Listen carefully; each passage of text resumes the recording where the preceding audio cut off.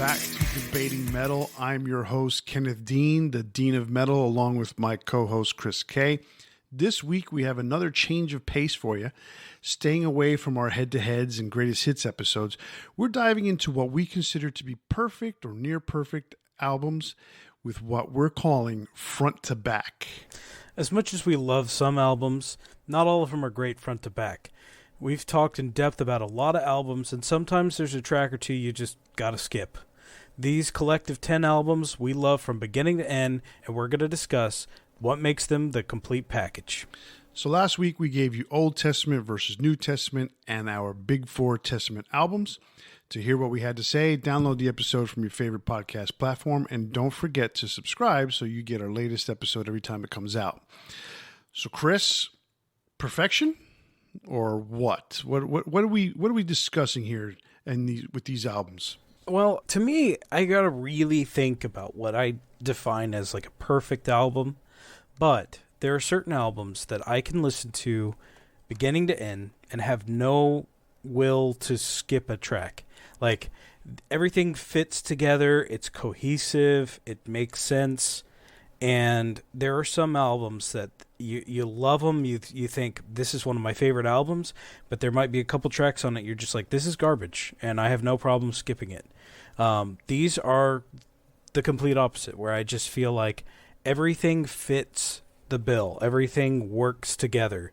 They may be a concept album, they may not be a concept album, but they have that cohesiveness that makes them feel like one piece. I agree.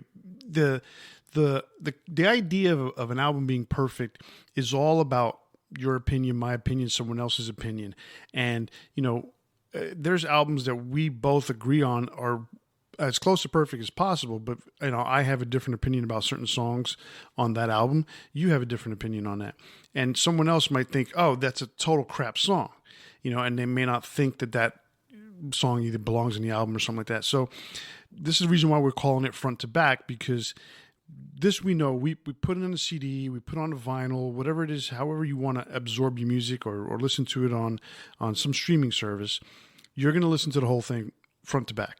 Unless it's Neil Young on Spotify, then you're not listening to anything because he's not there anymore. But another thing about this, so everyone knows, this is not going to be the last time that we have this kind of discussion, because there are so many albums out there that I think are worthy of a front-to-back type of listen.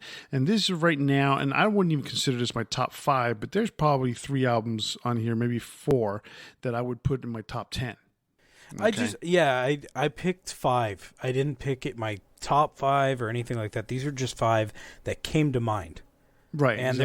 there were some, like, there's a couple from bands that there's multiple from the same band that I can listen to the whole thing. I didn't want to just pick 5 from the same band. I mean, that would just be kind of silly.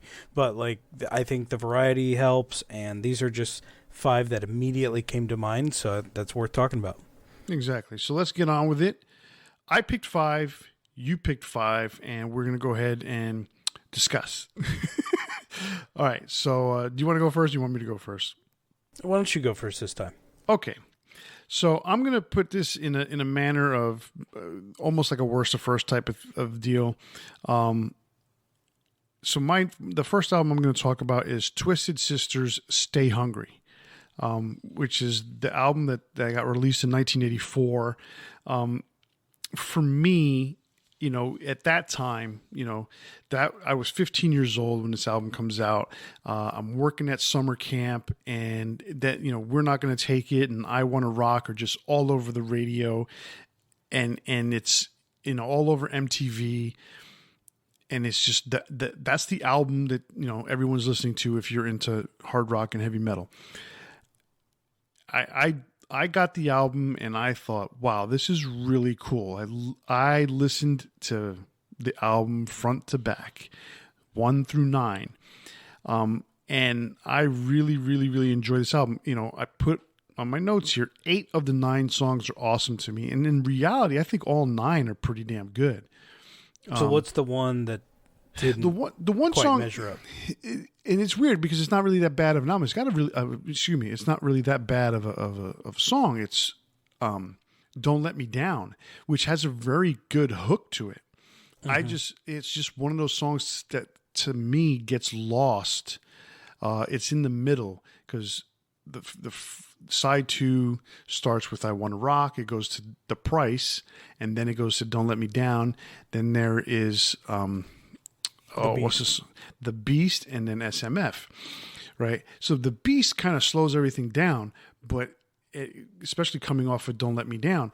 But for whatever reason, I like "The Beast" and SMF better, and so after "The Price," I just kind of sometimes I skip "Don't Let Me Down," but usually I let it go.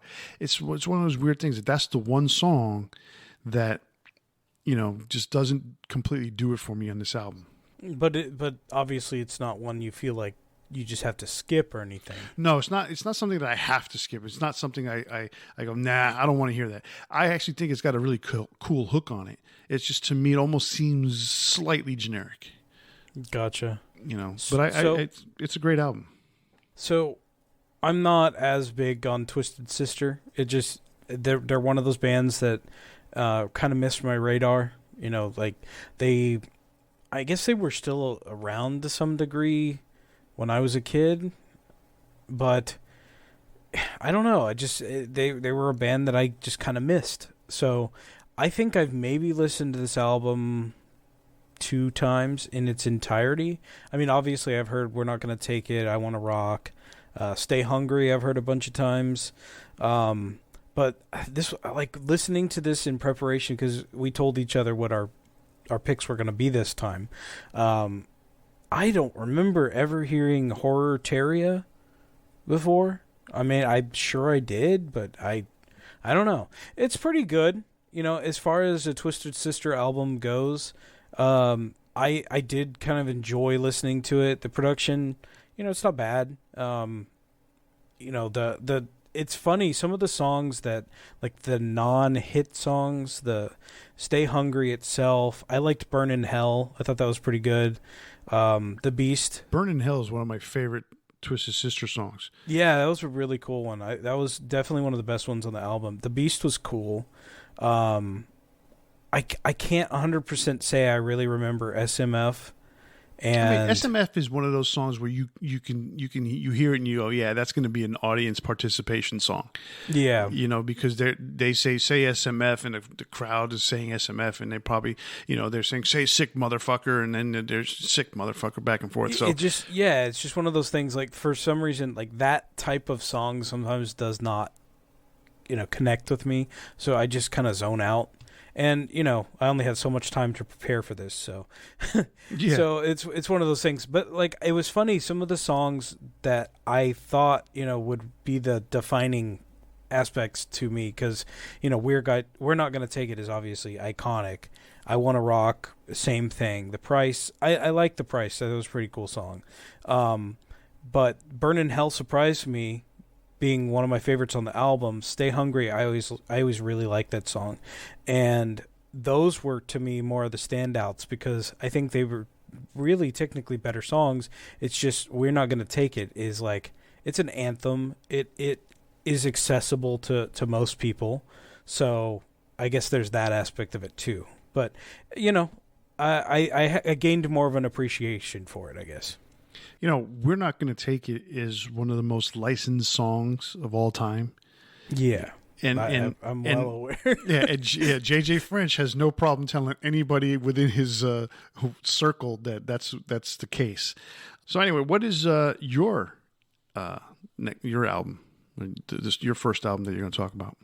So I'm going to go in the same direction, like you said, kind of worst to first, I guess. And I'm going to pick this, a couple of years ago, I might have felt differently about this. And I got to say, it's still a great album.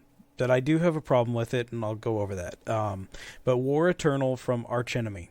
Arch Enemy is a band that I have a weird relationship with their history, because their original singer I was not a fan of, but there was one album of theirs I liked. I got to think about what it's called. As the Burning Bridges, that's what it's called. So Burning Bridges was not bad, but I think that was, I want to say, the last album they did with their original singer, Johan. And once they added their second singer, which is her name was Angela Gosso. That was when the band really turned around for me. But the thing is, I've always had this thing where sometimes they're good, sometimes they're not. Some of their albums are really uninspired. Others I've really enjoyed. So it's this weird relationship where I guess, some bands you don't like everything they do. Well, when I found out they replaced their singer, which I thought Angela was really probably their best. I liked their last couple albums before she left. And then they replaced her with this girl from The Agonist, Alyssa White-Gluz. And I was not a fan of The Agonist. I was not expecting much, but when I listened to it, my friend told me, you have to listen to the album. I listened to it, and I thought, wow, this is amazing. I loved it from beginning to end. I think for a month straight, I just kept listening to the album over and over again. There's a couple moments where, just like any other album, I think there are weak moments, like On and On. Let's see. Avalanche is okay. But I like Down to Nothing, which is the last track, except for there's an instrumental after that, Not Long for This World. Stolen Life, I think, is a great song. Time is Black is one of my favorites. As the Pages Burn was really good. War Eternal and Never Forgive, Never Forget, great songs. You Will Know My Name. There's it's one of those that I actually really enjoy pretty much everything. And there's an aspect of it where this lineup only lasted for one album. So the stuff that preceded it and followed it, I'm not as big of a fan of. And so there's a member of the band who wrote a lot of the music named Nick Cordle. This is the only album he appeared on. I'm not sure why he left the band, but he left during the tour for the album. And that's an aspect of the music that's sorely missed without him. They brought on Jeff Loomis afterwards, and he doesn't contribute to the songwriting. He doesn't write the solos.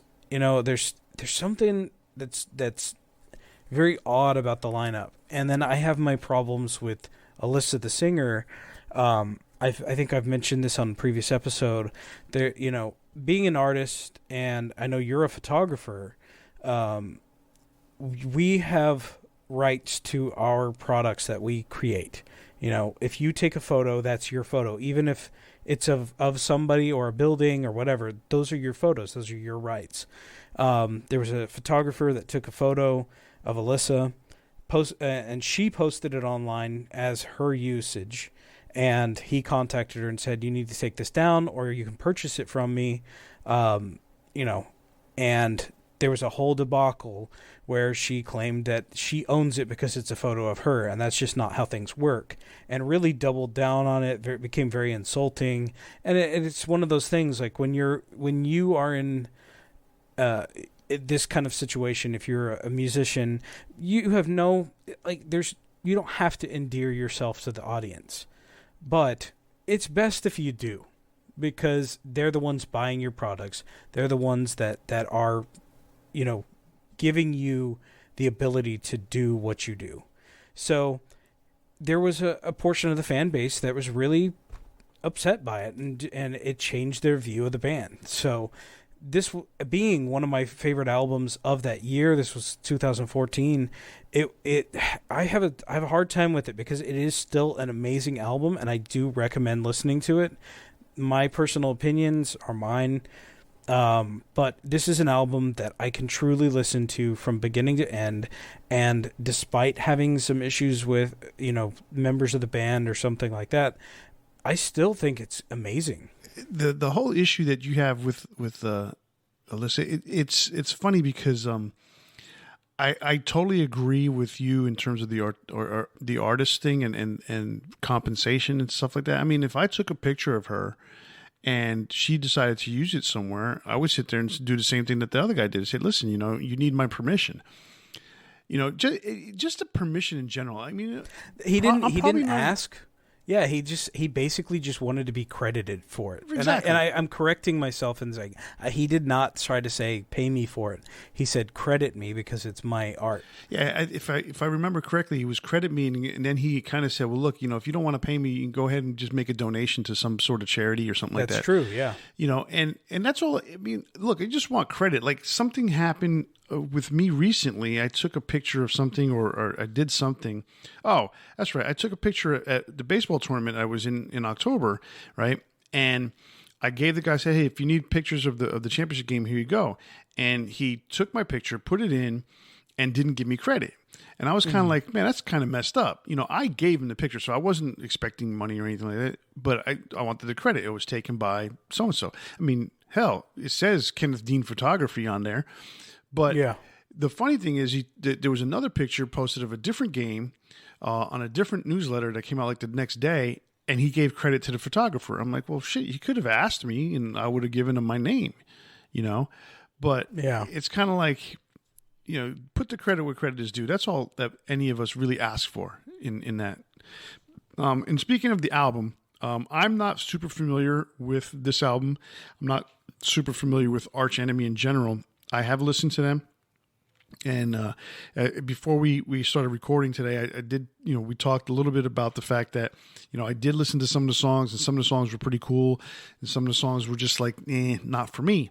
That doesn't take away anything from the people like yourself who enjoy this kind of melodic death metal.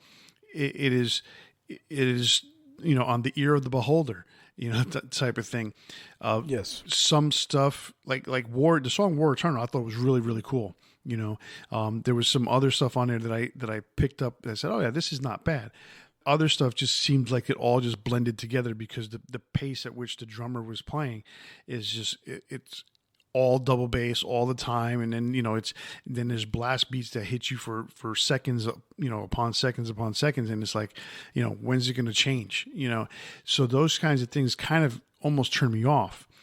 That's why, like, you and I have discussed with other kind of melodic death metal bands, I prefer, an Amon Amarth, even though it's a lot more on the death metal type side of melodic death metal. The riffing and all that, and there's a lot of change of pace to their songs. To be honest, on this album, and I know we all had limited time on this particular subject, but the thing is, there is some good pace changing. Like, You Will Know My Name is a lot slower than No More Regrets that came before it.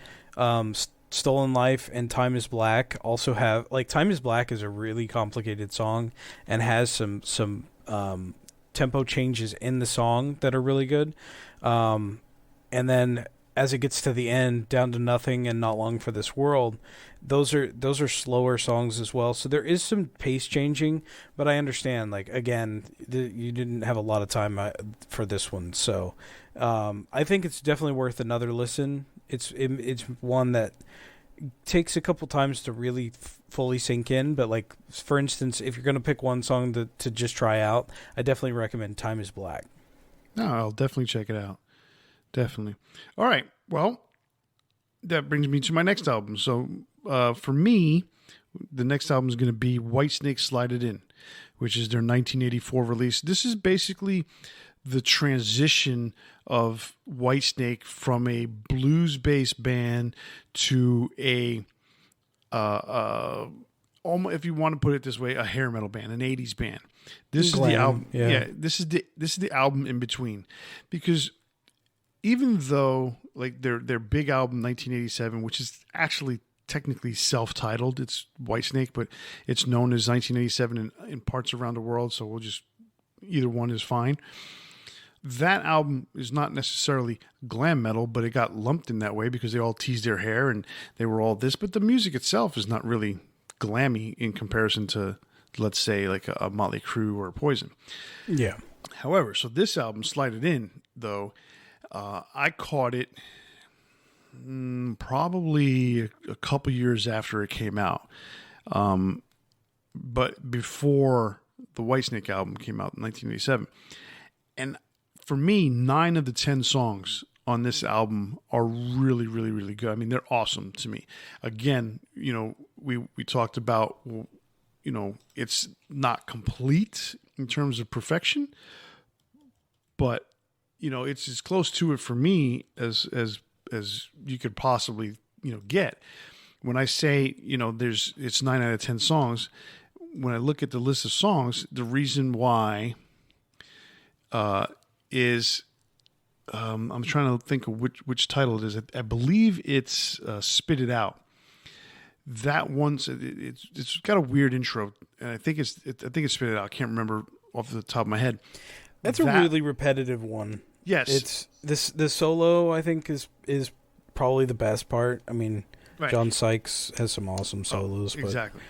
But I remember that one being kind of weak. But of all the other tracks in the album, Slide It In. I mean, Slide It In is crazy cool because it just, especially with the American version of it, because that's what most people here in the United States have heard. That track listing, Slide It In starts the album, and it's just this full of energy song.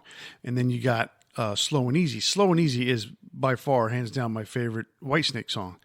And so, and then you got another song that starts very similarly with Love Ain't No Stranger. I love that whole first side is just awesome.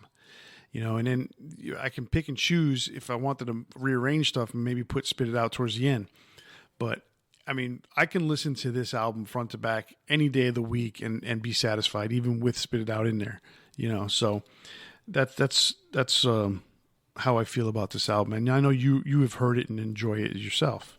Yeah, I mean, we did an episode head-to-head, Slide It In versus the Whitesnake album, and definitely gained more appreciation for it because I'd listened to Whitesnake in the past at that point, but not nearly as much. But yeah, this was. I mean, there's some really good stuff. Like there's a lot of elements from other bands.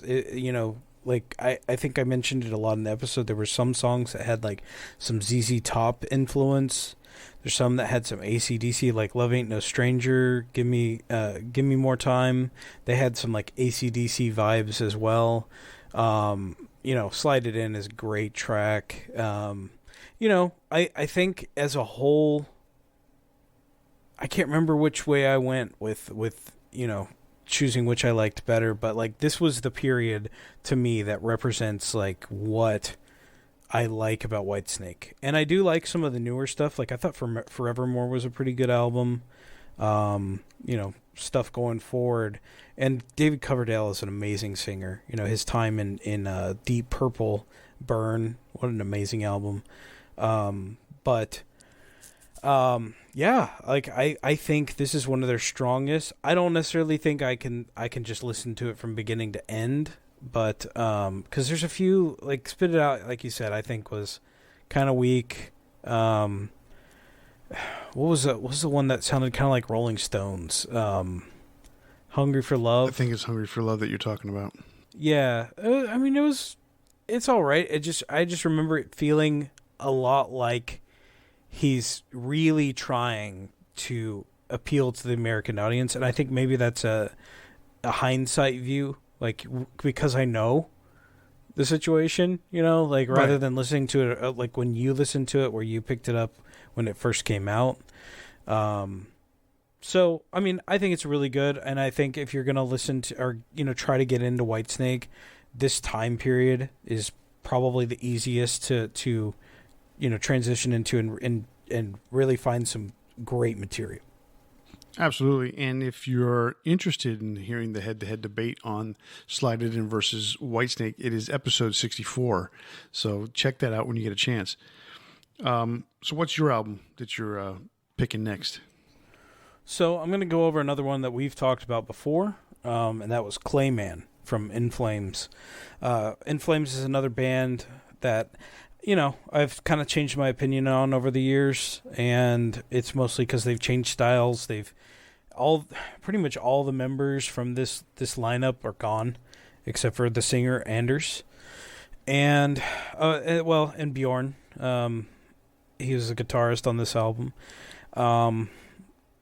so they've changed their style. They've tried to fit into more of the modern metal scene, and that's fine. Like they're doing their thing. They're happy with it. That's great. But I think for me, when they hit this album, this was the height of their maturity in the old Gothenburg sound. This again, like this is an album that I would say it's easily, to me, it's a 10 out of 10. And it's kind of one that's made me think I don't have to like every album by a band. Like I don't necessarily even have to like a band per se. I can like albums.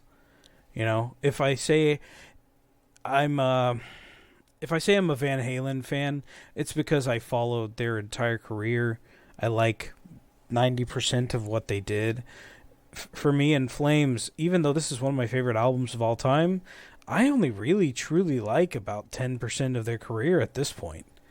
So it's, it's a tough one. Yeah, I get what you're saying when it comes to that, because there are certain, when a band goes, in a different direction from where they started, it's hard to sit there and say, okay, I got attracted to this band because they played this, but now they play that, and I don't know if I really like that style.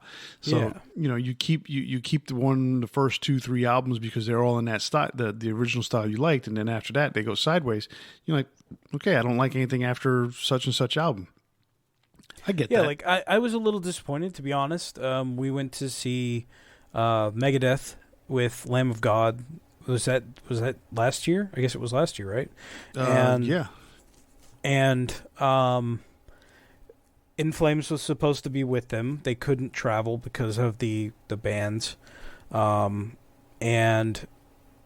that really sucks, because I think it would have been cool to see them despite not necessarily liking most of their last few albums. But that being said, back to this particular album, it starts off with some really, like, it's a little bit different direction than what they were doing before, which I think is this is the logical step between their last album, Colony, and Reroute to Remain. Bullet Ride, I remember you really liked that song. Yeah, Pinball Map. Pinball Map was my favorite song on the album. Yeah. But they slowed some stuff down with Only for the Weak, As the Future Repeats Today. Every song on this album, from beginning to end, I enjoy. There's not a weak track on the album. The only reason, I maybe say worst to first is not necessarily because this is one of the worst of the ones I picked, but it's one that I don't listen to as much anymore, because you can only listen to an album so many times, consecutively or whatever, before you've heard it. You know the ins and outs of it, and that's one of the things. I know every lyric on this album. I know it from beginning to end. I can sing along with the melody of every track. It's one of those that it's part of me at this point, because I've heard it so many times, and I just love it. It's the height of their maturity as a Gothenburg melodic death metal band. This was some experimentation, and it worked. The instrumentation is fantastic. The riffs are great. There's not much I can say negative about this album. I agree. I mean, when I first heard it, back when we discussed it in episode 36 with, the head-to-head Colony versus Clayman, the first thing I noticed when I listened to Clayman after listening to Colony was the maturity level had, in my opinion, had jumped dramatically, and the production got a little bit better. So I'm like, this is definitely a band moving forward. And I definitely like the songs a lot better on Clayman than I did on Colony. So, like I just mentioned, Pinball Map was my favorite song on the album. That being said, it's one of those things, like you said, where the band eventually veers off. You could hear it on this album that they were already kind of making that transition. Mm-hmm. They were being a little more accessible than they were on Colony. Nothing wrong with that whatsoever. but then it began. It ended up taking like a complete turn in a different direction. Yeah, to very, very accessible. And if you're a fan of In Flames, that's great because I mean they've put out a lot of albums that have really truly evolved from this point, and I can see the path. I tried listening to the whole catalog again recently because sometimes you've moved on in your life, like from 2002 to now. I mean, that's 20 years. So in 20 years, my tastes may have changed. So I've given a lot of new stuff. We're going to talk about one album that I didn't like when I was younger that now is on the list that I listened to from beginning to end. So sometimes it changes. So sometimes it's worth going back and listening to these albums. But I could see the path that they were going. I could see the logical steps in their career. But I got to say, when I listened to everything again, I did not enjoy it. Sometimes I like doing that with a band because I like seeing their evolution. And this was one that I tried again, and unfortunately, it just didn't do it for me. But this album in particular always does. It's just one that I'm always going to love.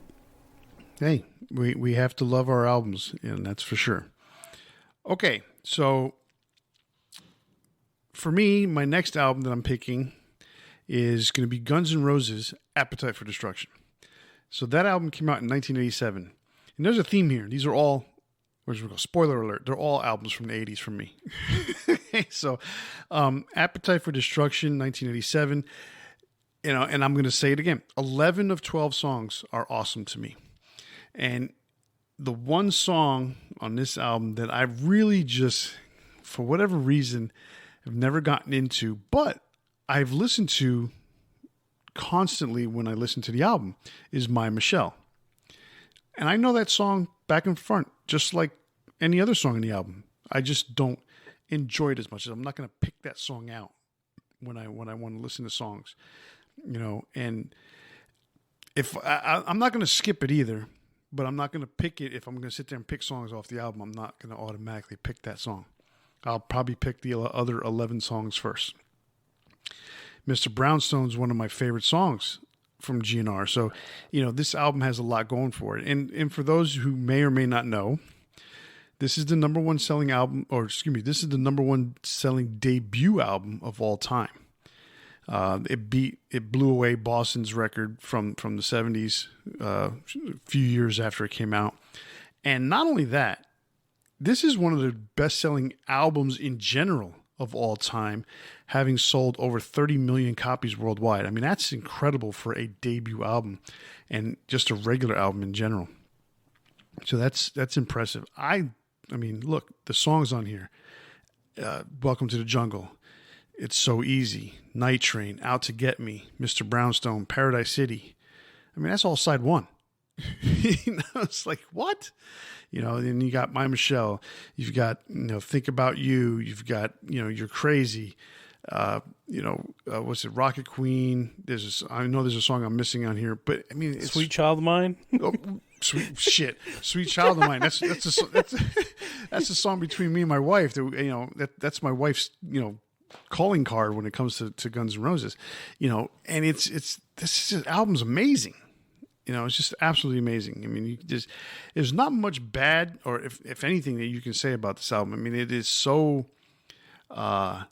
eclectic in a way, because you hear all these different, songs like Brownstone doesn't sound like, Welcome to the Jungle, and it doesn't sound like You're Crazy.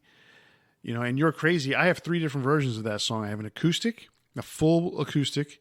I have the acoustic electric, which is one that came out on Lies, the EP. And then there's this one, which is a completely like a sped up song, or a sped up version of it. So, there's not much I can say about this. This is an awesome, awesome album. I mean, I'm in 100% agreement. This is my favorite Guns N' Roses album for sure, but it's also one of my favorite albums. From beginning to end, I like everything on it. My Michelle, what's funny is that is one that I didn't like as much, but I grew appreciation over time for it, and it's kind of because my friend's ex-wife is named Michelle, and something about the connection. They still get along. They're still good friends. So there's still that like positive connotation to the song, etc. But I've always like everything from beginning to end on this is so great, and it is an eclectic album, but at the same time, because these guys basically brought in their best songs. When they all joined together, they brought in their best songs, and they put this album together that is really representative of the five guys. But what unites it is they all play together like these were written 100% together. Slash puts his stamp on every song. Axl owns these songs. Izzy, I mean every member of the band, they were so united at this point. Like it's fantastic from beginning to end, and it's an album that's 53 minutes, almost 54 minutes, and doesn't feel that long. It goes by so fast. Yes, it does. I mean, it's 12 songs, and you all of a sudden, Rocket Queen is finishing up, and you're like, wow, okay, that went by pretty quick. So I agree with you, because I mean, Rocket Queen, once it gets to Rocket Queen, it doesn't really technically slow down. You know what I'm saying? It's one of these albums it's one of these albums that, it has its ebbs and flows, but for the most part, it's just consistent. But like, I think, it's so easy. It's a Duff McKagan song, right? But you think about that solo that's on It's So Easy, and it's Slash, it's not like they brought in these songs and there's somebody else's thing and they're just filling in the shoes. Like, they brought in these songs and they played them as Guns N' Roses and nobody else. It's fantastic. No, it's a great album. Great album. What do you got next? All right, so I'm going to go with Children of Bottom, Follow the Reaper. I believe we've also talked about that one on a previous head-to-head. But again, that's one of those albums that if somebody says the word or the phrase, like, what album can you listen to from beginning to end, this is going to be the one that comes to mind. This came out in 2000. I did not stop listening to this. To this day, I'll put this album in just to listen to it again. But I remember in my high school years, like, listening to this all the time. I was listening to it when I had my first car accident. But this is one from beginning to end. Like, it's cohesive. This is the band 3 albums in and finding truly finding their groove. Because as much as I love Hatebreeder, and we talked about, that was the head-to-head, we did Hatebreeder versus Follow the Reaper. As much as I love that album, this is really where they found their sound, their groove, like exactly what they were doing as a band. And even though like they would evolve more and, having a lineup change following Hate Crew Death Roll, affects things. There's different influences, different people writing music, different people playing the music, etc. Like that's always going to be a factor. But this was amazing. Like, I remember putting this in and just being like mind blown at how good it was. Like, Follow the Reaper, Bodom After Midnight, Children of Decadence, Every Time I Die. My favorite, I could just keep reading every track. Hate Me, that was a single that I think if you're familiar at all with the band, you probably know that one. But one of my favorite songs ever is on this album, Kissing the Shadows. It's got this super long guitar and keyboard trade-off solo that's just, it's the chef's kiss. It's one of my favorites I've ever heard in my life, and I was so glad that, now that Alexi has passed away, I was so glad I had the opportunity to hear it live. So, yeah, from 38 minutes to me goes by like 5. It's amazing, and if you haven't heard this album, definitely check it out. If you're not into the death metal thing at all, it's gonna take a little bit to kind of get into it, but at the same time, like, you can definitely respect how talented Alexi was as a songwriter, how talented these guys all were as musicians, and how well they played together, and just the cohesiveness of the album from beginning to end. It works so well. It's one of the best ever for me. I remember the head-to-head pretty clearly when we did this, and I Follow the Reaper was, to me, a head above Hatebreeder. And one of the things I said about this album is it's a better album. It was more accessible and more melodic overall than Hatebreeder was. But you could just tell it was such a much more, I don't want to say mature, because I think in that regards, I just think that Alexi's songwriting capabilities and his guitar playing just rose to another level on this album. I think mature is kind of a weird word to use for it. I would agree with you there, but it's elevated for sure. Like he took everything he learned and just took it to the next level, and the production's just that much better. Exactly, and that's what makes it so much better, because they are very similar albums in a lot of ways, but there's just something about this particular album that's just a cut above. Exactly. That's exactly the way I would put it. All right.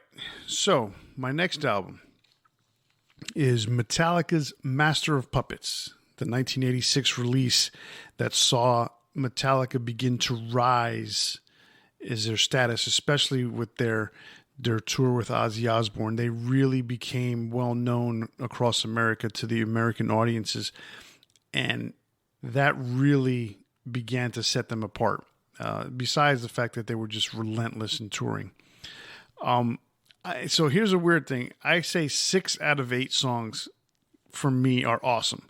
And that, me being a Metallica fan, someone's out there listening, how can you say only 6 out of 8? Well, I'm going to put it this way. There are 2 songs on this album that I know them by heart.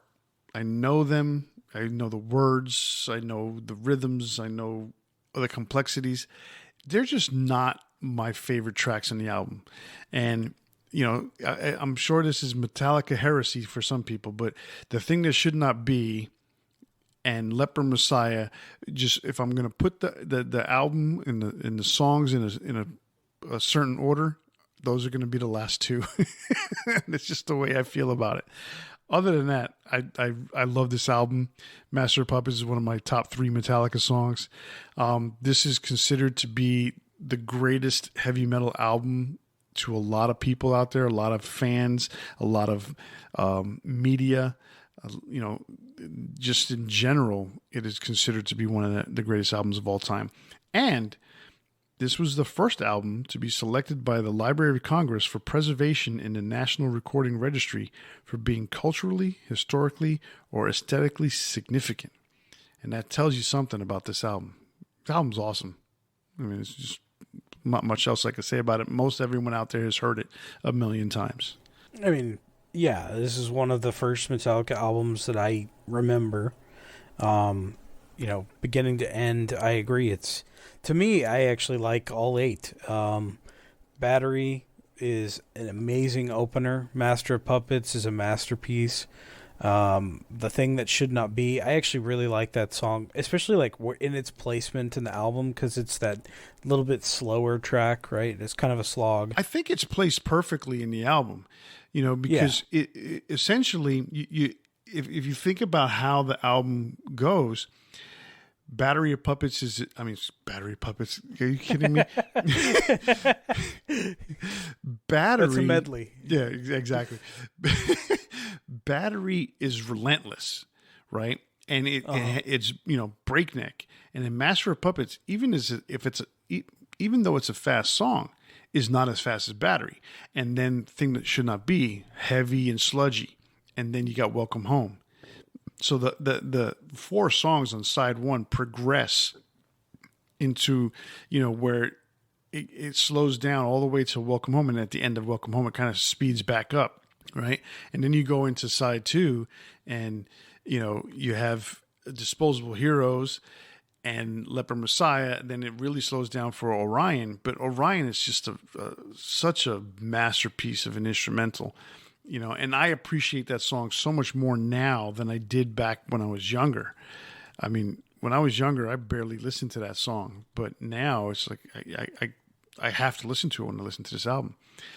And then Damage Incorporated. I mean, how do you leave that out at all? I mean, that song is just awesome. Yeah, no, it's a really like a solid album from beginning to end. This is another one of those cases where there's a maturity level, where this is the height of Metallica's thrash maturity, because they still were a thrash band at this point, even though they've brought in some other elements. They've matured things that we've talked about, like when we talked about Testament with our Testament episode just recently. This is still a thrash band at this point, but it's the height of the maturity of that. In the same way that I was talking about In Flames with Clayman, it's the same thing to me, because obviously Cliff passing away after this album came out is a factor in their change of their sound, to the next album, to the Black Album.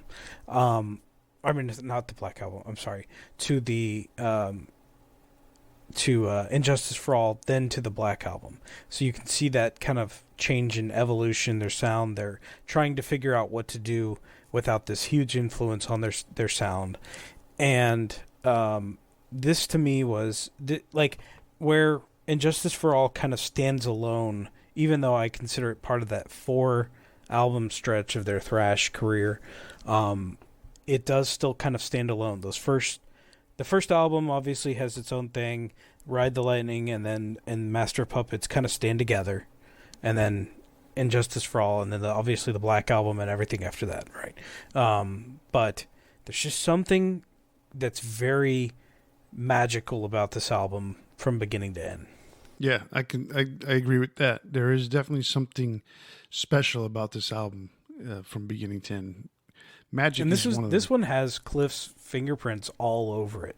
Oh yeah, he has the most writing credits that he's ever had on any of their albums. They've talked about it and in depth over the years that he was such an influence in every aspect. When he wasn't there, sometimes they just felt like they didn't know what they were doing, and that makes sense because that's their career took a very different direction after his passing. So, to me, I totally agree, beginning to end on this one. For sure. Okay. Or front to back, whatever. Front to back, beginning to end. Let's do it backwards, whatever. Listening to end to beginning. All right. So what's your album or next album? So I'm going to go with one that, this is a band I recently started listening to when we started doing this show, and that's Merciful Fate with their first album, Melissa. I remember listening to King Diamond with some friends, and one of my former coworkers was a big fan, and I just never really quite got it. His falsetto vocals. Like, I liked the music. I thought, obviously, the guy's very talented, but it just wasn't for me.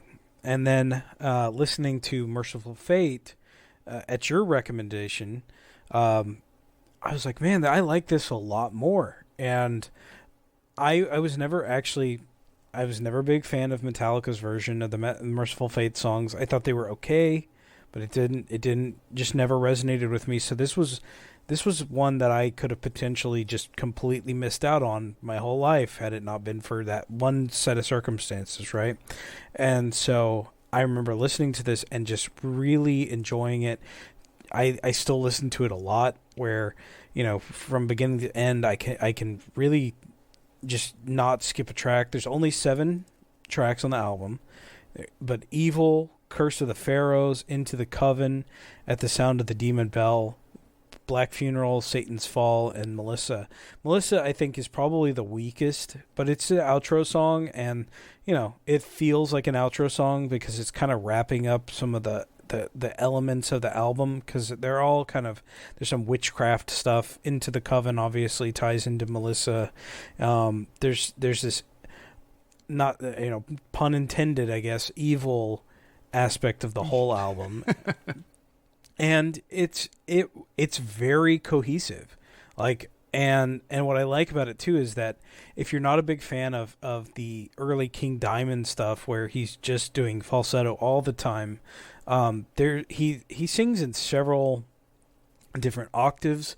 He sings in different styles. He does his low growl, he does his falsetto, etc.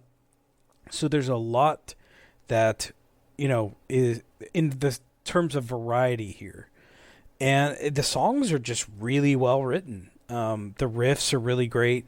That you can see, like, there's this element of, black metal bands would kind of take from this, but this is not by any means a black metal album. The riffs are very strong. They're like, even if you don't even listen to the lyrics, you can get into the music itself. So this is an album that if you've never listened to, you got to. Because like I said, if it was something that I never thought that I would like because of other stuff that I heard, and then when I heard it, I have the record in a case on, or like a frame on my wall that I can remove it and listen to it when I want to, that you gave me as a gift. So like it's up there. I don't put an album on my wall for no reason. This is a really awesome album. The funny thing about it is that I didn't get into this album until after they had come out with their second album. The second album being Don't Break the Oath. Don't Break the Oath, yeah. I had that album first because the first song I caught on the radio, A Dangerous Meeting. I thought that was so cool. I thought that song was a really cool song. So that happened to be the first one that I caught from Merciful Fate, and then I kind of went backwards and said, let me get their, I only had to go one album backwards. So I said, let me get their first album. And I have, Melissa, an early Metal Blade copy of it.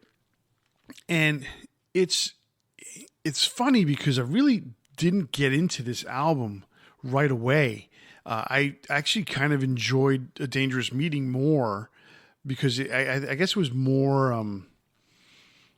I don't want to say it was more melodic because there's a shitload of melody all over this album. But I don't know. There was something that attracted me more to that one song than the rest of this. But once I really began to be the kind of person that just really dug into music and dove deep, then this album was just amazing. And I agree with you. Evil, Curse of the Pharaohs, Into the Coven. Into the Coven is one of my favorite Merciful Fate songs. The funny thing about this album, so the song Black Funeral, they have another song called Black Masses, and I bought this 7-inch, and on the 7-inch, they misprinted the song Black Masses, and they put Black Funeral. And for years, I did not know which song was which. And I would sit there and say, I would make my own cassettes, and I'm like, I would put on... and later on it would be my own CDs. I would put one of these songs on and I'm thinking, this is Black Masses, and then I would type it up and I'm like, no, this is Black Funeral. Damn it, I didn't want Black Funeral. I wanted Black Masses. And it was like, what is going on? And it was because of that damn 45 that was mislabeled that I kept screwing it up. And so finally when I got into CDs and I got all the Merciful Fate CDs, I was able to correct that problem. But this album is just outstanding, and it sounds really good too. It's not it doesn't have the best production in the world, but the production that it does have is very clear, and that's what I like about it. And it feels of its time, but not in a dated, like, nasty way. Like, it feels very raw because it's the band's first album, but raw in like that kind of, like, it's a good way, not like Slayer's first album raw. Right. And the rawness really lends to just it being something that you can get, sink your teeth into and say, yeah, I like this band. They're fresh, they're brand new and stuff like that. Yeah, that's what I mean by raw, like not nasty. Right. The production sounds like garbage.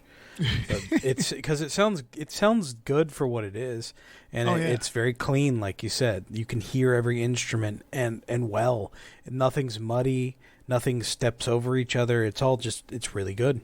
And the other thing about this album that's really distinctive is that it is definitely a European sounding album.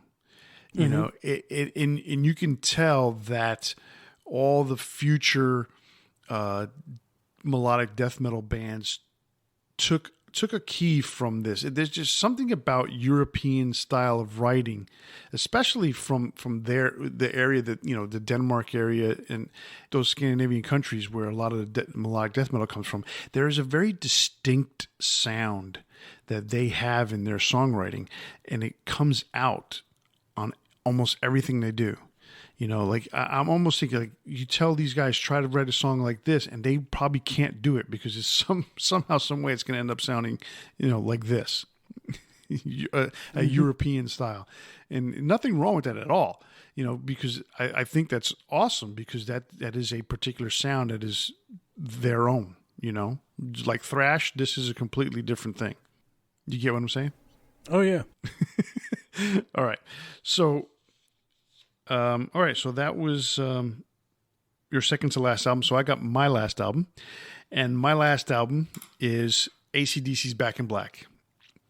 For me, that is at near perfection as perfection can get in terms of a hard rock heavy metal album.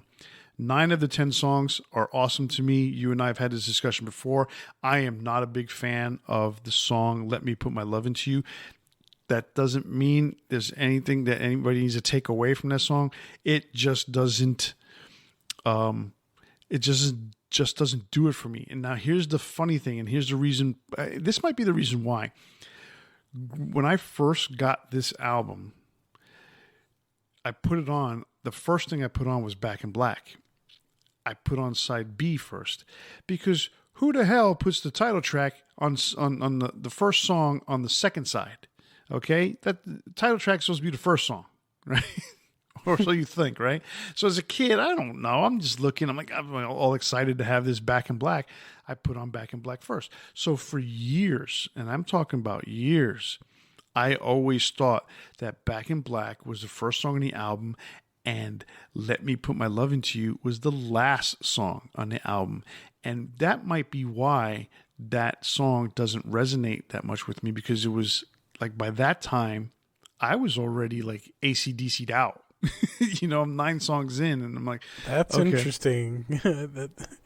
Wow. So instead of Rock and Roll Ain't Noise Pollution being the last song on the album for me, and it was weird, because like Rock and Roll Ain't Noise Pollution, so it's just slow, kind of, not slow, but it's like a very methodically paced song.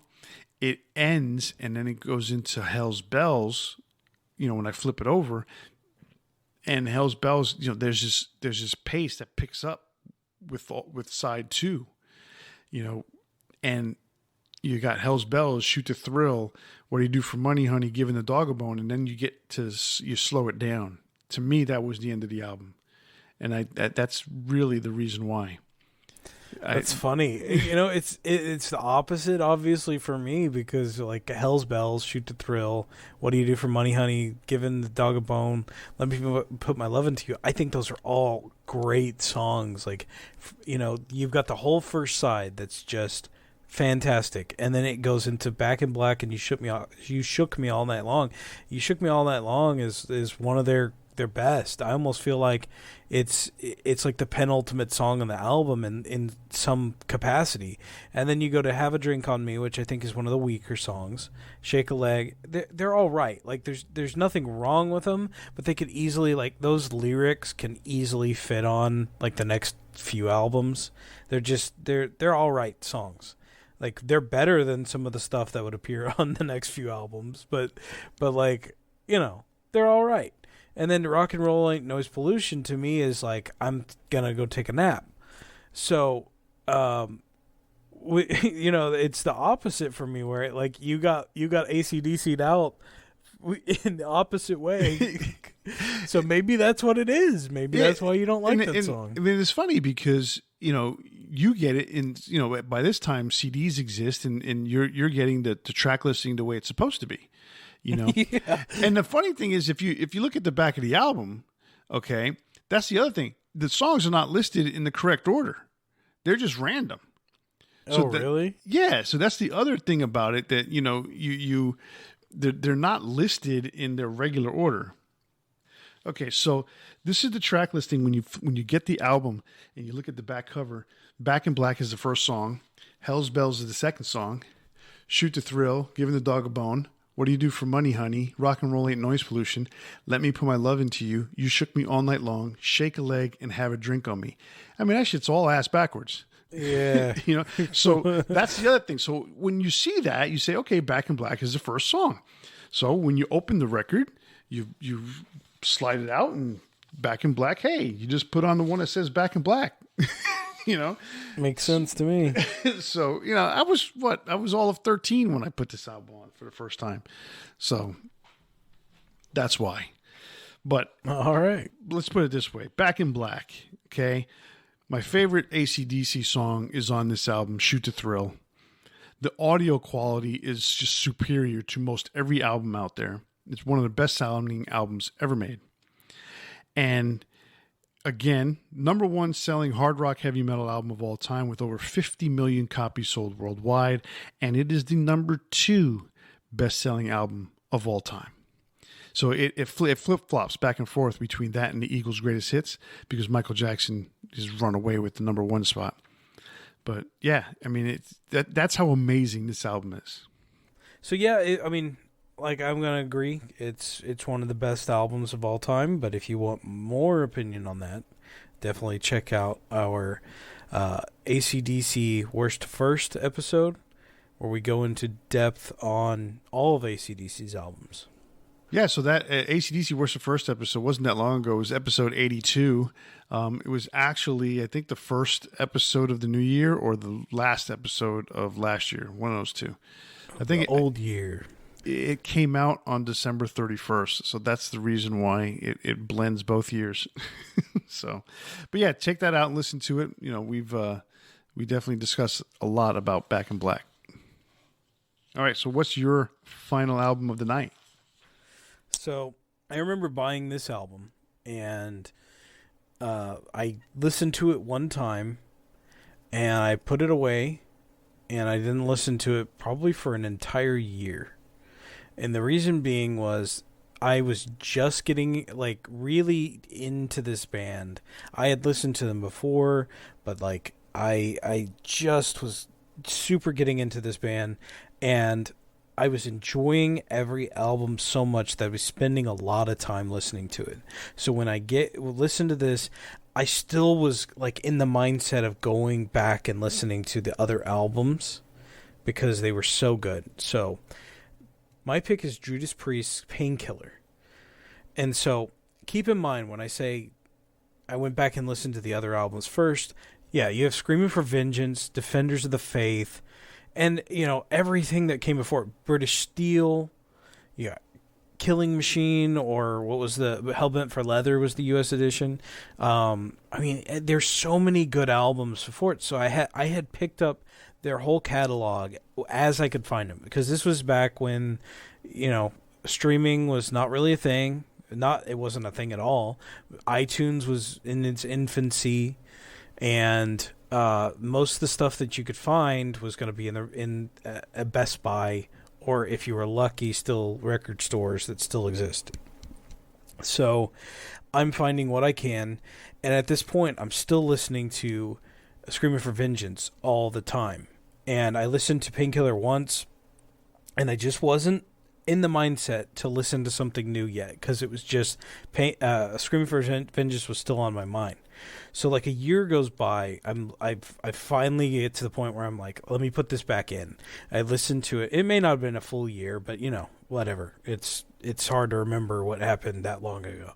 But I listened to Painkiller, and I'm like, what is wrong with me? Why have I not been listening to this? This was one of those albums that it transcended the music to me in a lot of ways, because Rob Halford at this point, he's writing these, he's always had these kind of metal messiahs and characters in music and concepts like monsters and these kind of things, right? And some of it's a little bit of double entendre that he knows the meaning behind. Some of it's just he is envisioning this epic savior of metal, and the Painkiller, etc. Right? So there was something about this imagery in the music that just spoke to me at the time. You have the Hell Patrol, Painkiller, the Nightcrawler, or just Nightcrawler, but like the concept of these characters that, even though this is not in any way or shape or form a concept album, everything blends together in this way that it blends together is not the right word. It is cohesive in the right way that you could even, like, I saw a story in my mind listening to this album. I see the Painkiller going through these adventures listening to this album, and I think that's one thing that's so special about music is how it hits you as the listener. And so when I was a younger man, I did fan art. I did a drawing of the Painkiller that I had posted online and got pretty positive reviews too and stuff like that. Like, I still have it somewhere. I'd have to find all my stuff, but like I was really into this. I saw this like movie concept almost in my mind with this album. So it wasn't just that every song to me is so great, because there's not a song on this album that I want to ever any inclination to skip.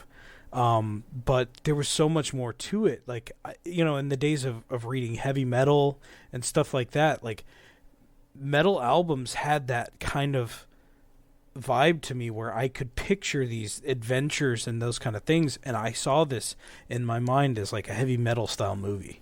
Interesting.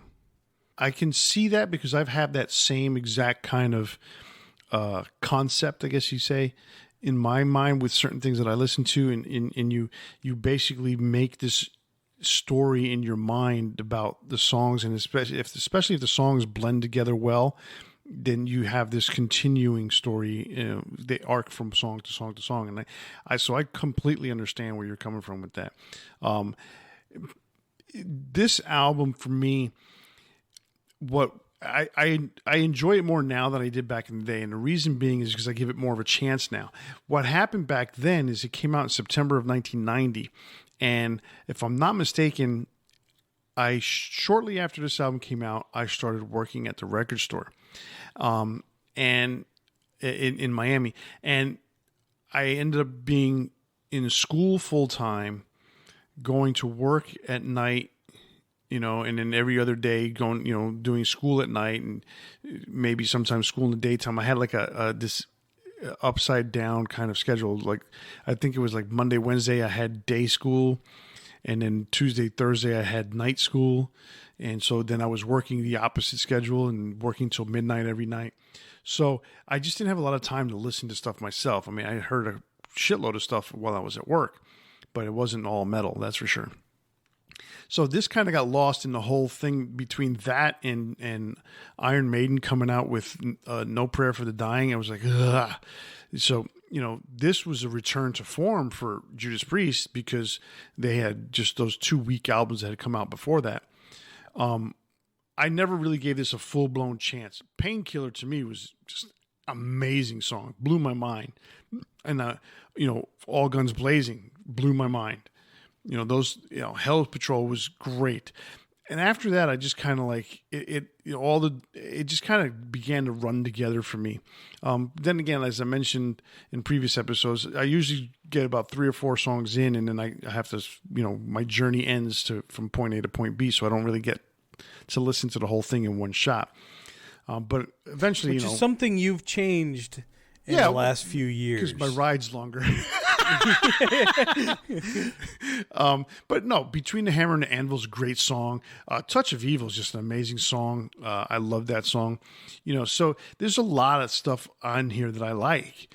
But back in the day, I didn't give it enough of a chance to sit there and say, yeah, I'm going to turn this into one of my favorite Judas Priest albums. It just got lost, especially then with Rob Halford quitting, shortly thereafter. It was one of those things where like, well, shit, that didn't go well because I thought the album was great. Why is he quitting now? Something's wrong. So I love this album. I mean, it's a great album. It's not my favorite Priest album. It's probably number 2 or 3, I think. But Vengeance is my favorite Priest album, just because that was the one that I first got attracted to Priest with. So it always has that special place. But this is definitely up there because it is definitely, like I said, a return to form. Ram It Down, that album, and especially the title track itself, I had so much hope for. And then when they hit the bridge and they went to that kind of like poppy bridge, I'm like, oh, you just ruined the song. Come on. It was because it was. Ram It Down has its moments. Like Blood Red Skies is a pretty cool song. I think that's it. But I liked the song Ram It Down. I thought it was good. Yeah, but, it's not a bad song. But when they hit that bridge, it's like, oh, now you turned it into like a pop metal song, and I'm like, no, I don't want this. So, but I really do enjoy this album. I think it was well done. It's kind of weird. The production by Chris Tsangarides and Judas Priest. There's something about this song where it's not necessarily like very clear. Like it's to me it's semi overproduced, but it still sounds good. Like the snare drum on this album, there's a distinct distortion to it. Yes, that's synonymous with this album, and they kind of replicated it with Angel of Retribution when that album came out. And like I think Angel sounds better. It does sound a little better as a whole, but I love Painkiller so much. I have a hard time saying anything bad about it. Oh yeah, no, I like I said, I agree. It definitely has a distinct production that is all its own. It definitely stands out by itself. So it's a great album. That is our 10 front to back albums that we would consider you guys should give a chance to listen to. I'm pretty sure you agree with most of the albums here being great from beginning to end. So we have other episodes like this that we'll definitely come to in the future, because there are a bunch of albums that we think we could listen to beginning to end, front to back. So give this one, give these albums a shot. I'm pretty sure most of you guys know what, Back in Black and Master of Puppets and Appetite for Destruction are. Judas Priest and In Flames, Children of Bodom, Arch Enemy, Merciful Fate, Whitesnake, and Twisted Sister. They're common names, but I don't think everyone really thinks of all their albums in that regard. So, but these ones that we talked about tonight are stellar albums from each of those bands. All right. That brings us to our big four for tonight. And our big four for tonight is live albums. And it's funny, it's a concept that we've talked about a bunch of times, but we never really did a big four on.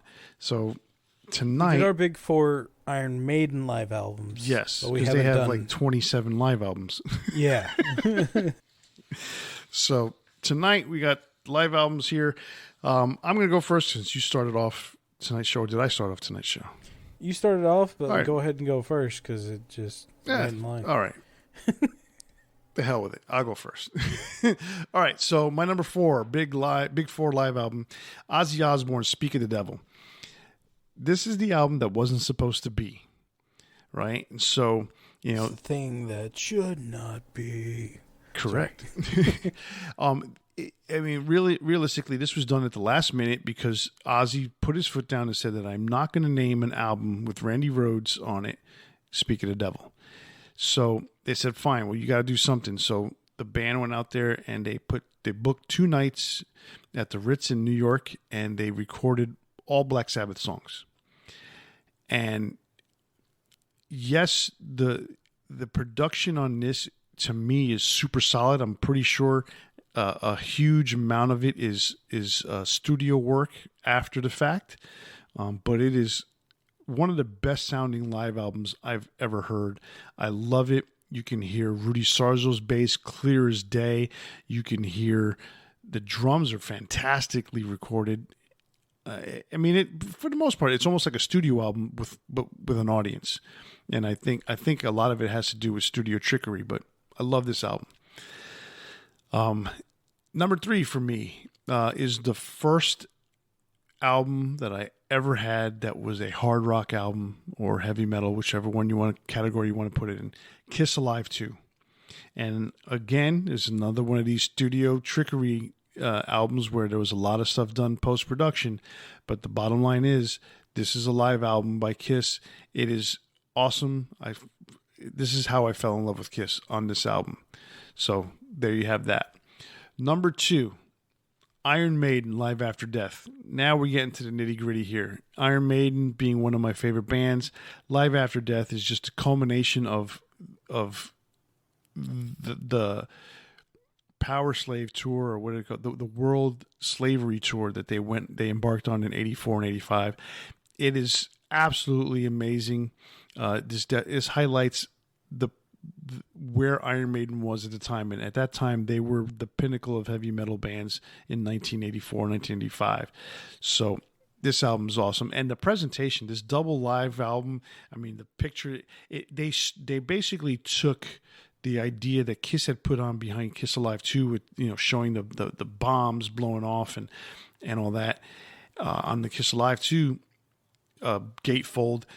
Iron Maiden did their own gatefold, and they took the shot right when there was the explosion during, if I'm not mistaken, it was during the song Iron Maiden.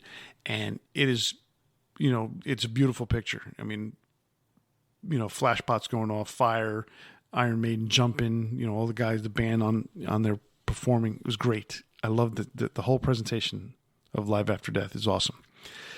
And finally, my number 1 live album is Metallica's Live Shit Binge and Purge. That is literally Metallica coming out and saying, "Here, this is all the shit we had in our closet, and you get to have it and listen to it." They gave you two videos, and they gave you a CD, or a triple CD no less, of a different concert. So you got 3 different concerts in here. You got the Seattle 1989, you've got San Diego 1982, and you got Mexico City not 82. You got San Diego 1992 during the Black Album tour, and then you have the end of the Black Album tour, Nowhere Left to Roam. They did I think 3 or 5 nights in Mexico City, and they recorded that, and that's what's on the CD. And the CD is just like awesome. I mean, it's one of the best sounding live albums out there. Of course, I'm pretty sure there's some studio trickery behind it, but at that point, you could tell it's definitely live. So I'm sure some of the sound was enhanced in the studio, but it was definitely a very well recorded live album. There's my big 4 live albums for tonight. That's a good list. I kind of didn't even think of a couple you had on there, but I'm gonna go with my number 4 as Unleashed in the East. So I kind of was much more of a fan of everything that Judas Priest had from British Steel on. Unleashed in the East took a lot of the production I didn't like on the earlier albums, instrumentation I didn't like on the earlier albums, kind of their more bluesy sound, and took it up a level and brought it into the modern era and made me really appreciate some of those songs, to the point that it bridged the gap and allowed me to go back to those older albums and really enjoy them for what they were. So it was one that I really enjoyed, and like you said, there's studio trickery on this one as well, but it still gives the Judas Priest presentation of a live album at that time, and I really enjoy it. My number 3 is one that I want to say was the first Rainbow album I owned.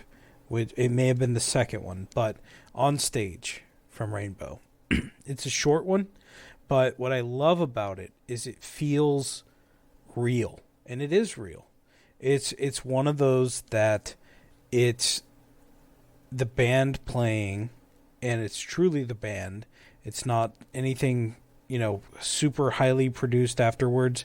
It feels like, it's a live album as it should be.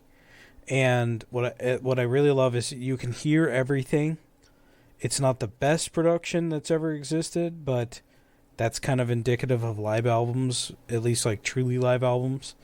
And it represents probably part of the best time in that band's career. So these are a little bit better versions of some of the stuff that was on the first album, to be honest. The Man on the Silver Mountain is one of the best recorded versions of that song. I really like, the Dio stuff that came later, versions of that song, but I much prefer this to the first album. But I think it's great. My number 2 is your number 2, Live After Death. Iron Maiden. In some capacities, this is my number 1 in certain ways, but the production sounds amazing. It's truly indicative of an Iron Maiden live show. Like, having seen them live, this I think is the best representation of them, and it's fantastic. But my number 1 I picked because of the way that I perceive this as a live album. So my number 1 is Tokyo War Hearts from Children of Bodom. And it's released after their second album, so it only has material from Something Wild and Hatebreeder. So there's not a lot of variety there. It's pretty early on in their career. But what it is amazing for is how intimate it feels. It's in Tokyo, obviously, and they are in front of a different type of audience, the Japanese audience that is pretty respectful and chants in a certain way, and they're just having so much fun. The solo trade-off, like they do a couple just interludes where they're just playing, kind of jamming in between stuff. But Alexi and Yana's the keyboardist. They do a solo trade-off back and forth, kind of like I think it's called War of the Razors, where they play back and forth, like trying to one-up each other. And then at the very end, Alexander, their rhythm guitarist at the time, comes in playing Loudness, and the crowd goes nuts because they're a Japanese metal band, and it was just like the perfect moment at the end of that. Was he playing Crazy Nights? Yes, the riff from Crazy Nights. That's awesome. But that's what trumped all these crazy intricate solos, was him coming in with the riff from Crazy Nights, and the crowd goes wild. So it's such a different experience because it's not this overblown production. It feels like you're there. It feels intimate. The production is really good. They make a few mistakes while playing, and that's what also makes it feel real. Like, they didn't go in post-production and change it. They left it, and they're not bad. Like, it's not like they just whiffed it, but like, you can hear a note is a little off, and that's fine. That's real. That's reality. And I just love this live album. So if you haven't heard it, definitely check that one out. Yeah, I got to check that one out myself. I have not heard that one, but I like your list. That is for sure. The funny thing with the Judas Priest live albums, they have more than they did before. Obviously, at the time, between Unleashed and Priest Live, that was it for the longest time. And then in the last few years, they've released battle hymns, and then they released what was it, the Epitaph tour. The issue is now, because no one's making money on music anymore, is that you get certain bands that will put out, an album, then they put out a live album, they put out an album, they put a live album. And Iron Maiden is famous for that now. It's like, it's album, tour, live album, album, tour, live album, and that's the way of the world.